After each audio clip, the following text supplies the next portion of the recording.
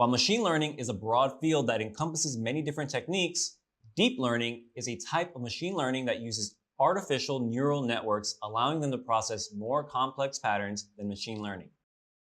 Artificial neural networks are inspired by the human brain. Pretty cool, huh?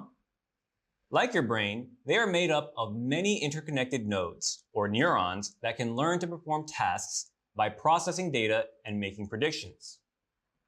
Deep learning models typically have many layers of neurons, which allows them to learn more complex patterns than traditional machine learning models. Neural networks can use both labeled and unlabeled data. This is called semi-supervised learning.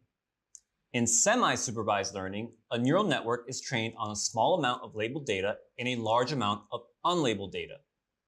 The labeled data helps the neural network to learn the basic concepts of the tasks, while the unlabeled data helps the neural network to generalize to new examples. Now we finally get to where generative AI fits into this AI discipline. Gen AI is a subset of deep learning, which means it uses artificial neural networks, can process both labeled and unlabeled data using supervised, unsupervised, and semi-supervised methods. Large language models are also a subset of deep learning. See, I told you I'd bring it all back to Gen AI. Good job, me. Deep learning models, or machine learning models in general, can be divided into two types: generative and discriminative.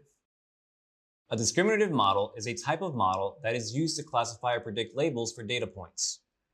Discriminative models are typically trained on a data set of labeled data points, and they learn the relationship between the features of the data points and the labels. Once a discriminative model is trained, it can be used to predict the label for new data points. A generative model generates new data instances based on a learned probability distribution of existing data. Generative models generate new content. Take this example.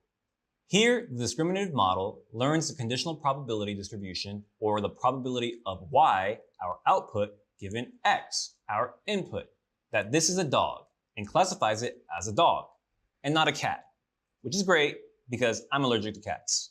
The generative model learns the joint probability distribution, or the probability of x and y, p of x, y, and predicts the conditional probability that this is a dog and can then generate a picture of a dog. Good boy.